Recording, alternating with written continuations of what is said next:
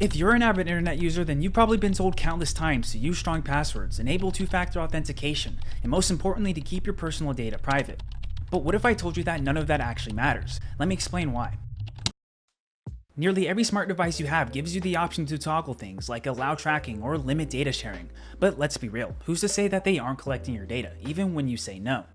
Big tech companies tend to still collect information, like when you turn on your device, open an app, and even things like how long you used an app along with where you used it, because you're not just a hungry customer, you're also a product. Every app on your smartphone, every website that you've ever visited is packed with trackers, some that you might have unknowingly gave permission, and some that blatantly choose to intrude your privacy. These trackers are not just from these apps or websites, but from thousands of third-party data brokers and advertisers. Those harmless looking pop-ups about allowing cookies can track you across the entire web, building a detailed profile about you. And no, incognito mode doesn't stop them. In fact, most of the tools you could think of to prevent this from happening actually don't stop your data from being collected. Using a VPN? Well, the truth is VPNs encrypt your internet connectivity, giving you an anonymous line of connection. But the moment any sort of tracking technology is used, like a cookie, that anonymous line is now compromised, and the data it collected can be matched right with yours just based on your browsing habits alone. Okay, but what about using proxies for our more tech-savvy people?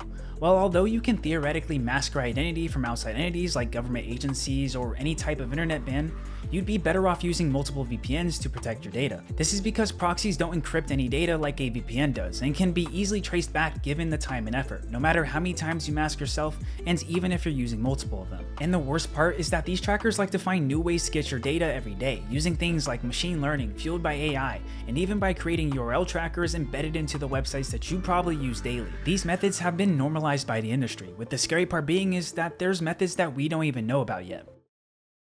But what makes this data so valuable?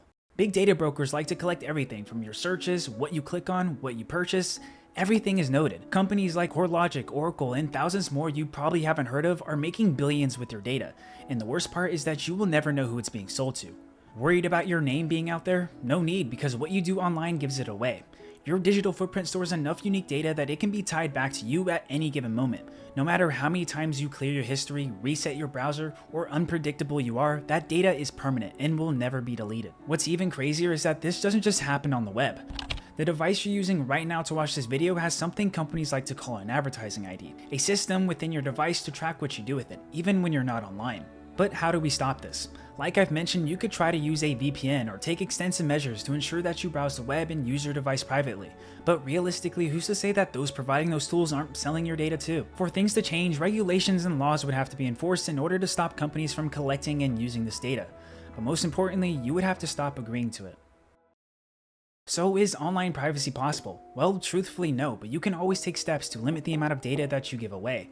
Regardless, this is how the system was made, and the more the internet becomes part of our daily lives, the more privacy we give up. But that's it for this video. If you liked it, feel free to subscribe, and yeah, peace.